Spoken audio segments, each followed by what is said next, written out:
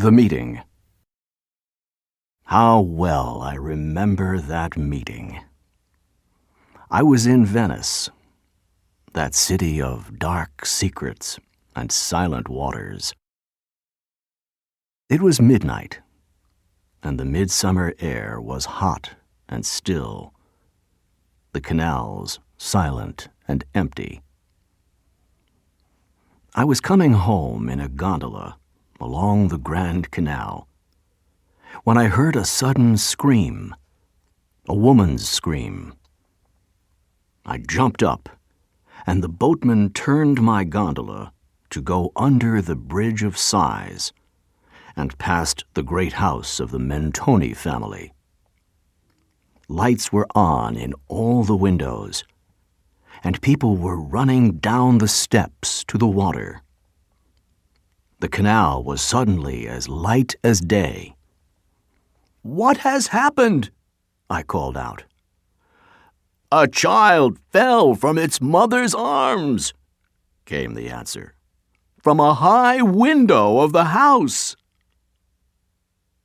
I stopped to watch, full of fear for the child.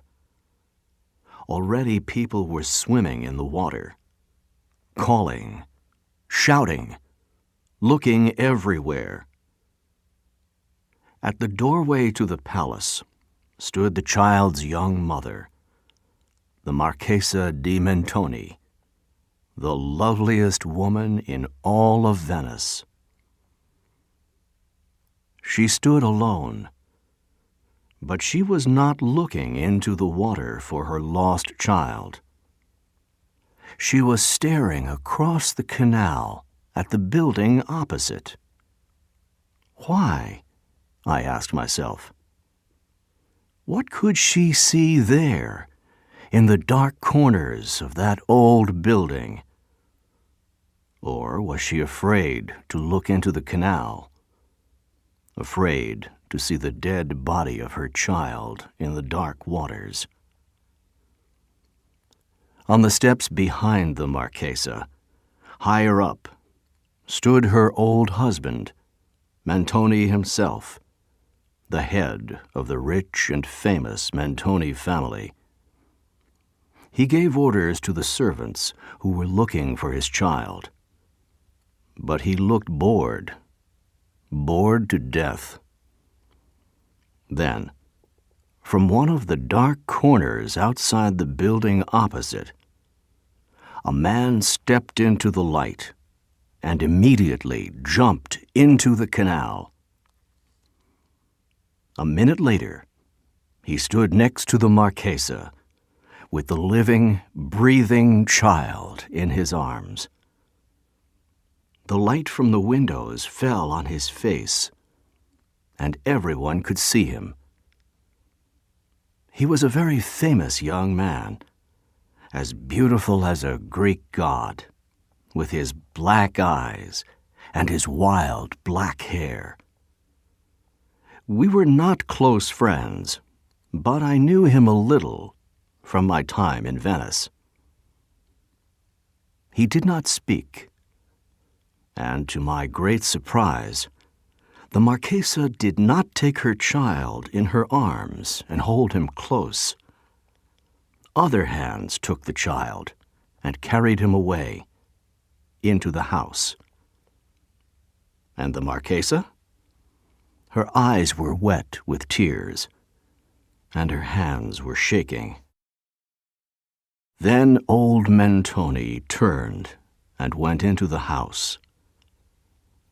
The Marchesa took the young man's hand in both of hers and stared into his face.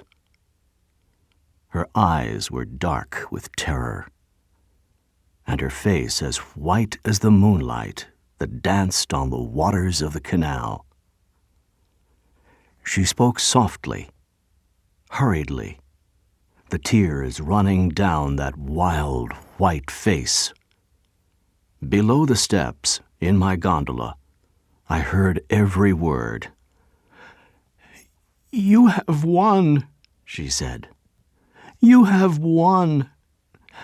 And you are right. There is only one answer. We cannot go on. We agreed the way, and now the time has come. We shall meet 1 hour after sunrise." Everyone went away. Lights went out, and my young friend now stood alone on the steps.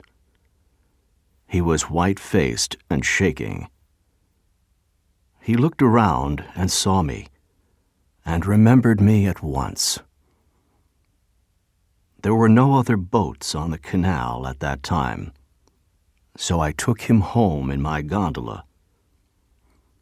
We talked of unimportant things, and then he asked me to visit him the next morning.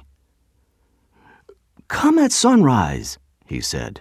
"Yes, at sunrise, not a minute later, please." I thought his words were a little strange, but they were not the first strange words on that strange night. I agreed to go, and arrived at sunrise. His apartment was in one of those very old buildings which look down on the Grand Canal, near the Rialto Bridge. The rooms were large, and full of beautiful things from Italy, Greece, Egypt. There were pictures, furniture, carpets, things made of black stone and red stone, of glass, of gold, of silver. Soft music was playing somewhere, and the early morning sunlight danced in through the windows.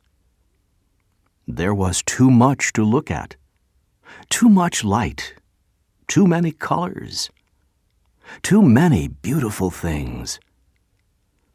I stared around in silent surprise, and my young friend laughed. "Oh, I am sorry for laughing," he said, "but you look so surprised. And sometimes a man must laugh or die. How wonderful to die laughing! Don't you agree?" He half fell into a low chair, still laughing in that strange way. "I have other apartments," he went on, "but none like this one. You are one of the very few people who have seen it. Come, I have some famous pictures here. You must see them." He wanted to show me everything. He was tired, but also excited, and perhaps afraid too. I could not be sure, but something was worrying him. Sometimes he stopped speaking in the middle of a sentence and listened. To what? The sound of another visitor on the stairs? To words inside his head? During one of these silent moments, I turned away and saw a book of Italian songs on a small table. The open page was wet with new tears, and on the opposite, empty page, written in English and in my young friend's handwriting, were these lines: "You were my sun, my moon, my stars. My life I gave to you. We danced by day. We sang by night. A love so sweet and true. Now all my days I spend in darkness. The fire of life is cold. I see no more your quick, bright smile. Your hand I cannot hold.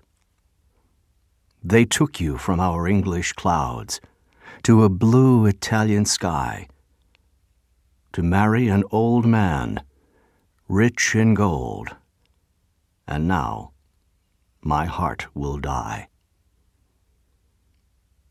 Under these lines were written a place and date. The place was London. This surprised me, because when I first met him in Venice, I asked him, "When you were living in London, did you ever meet the Marchesa di Mentoni? She lived in that city for some years before she married." To this he replied, "I have never been to London." For a rich young Englishman, I thought this was strange, but I thought little of it at the time. He did not see me with this book, and now turned to me again. "One more picture to see," he said. "Come." He took me to a small room. There was just one picture in it, a portrait of the Marchesa di Mentoni. She stood, smiling down at us, as beautiful as ever, her dark eyes full of life. My young friend stood, staring at the portrait for a long time. Then, at last, he said, "Come, let's drink." He went away to find wine, and I turned back to the book of Italian songs on the little table. Perhaps there were answers to these mysteries about my friend in this book. I turned the pages and found, hidden at the back of the book, part of a letter. It was in a woman's handwriting. "You say that you love me, more than the world, more than life itself. But how much is that? How can I be sure? Will you do this for me? Will you save from death my child by him?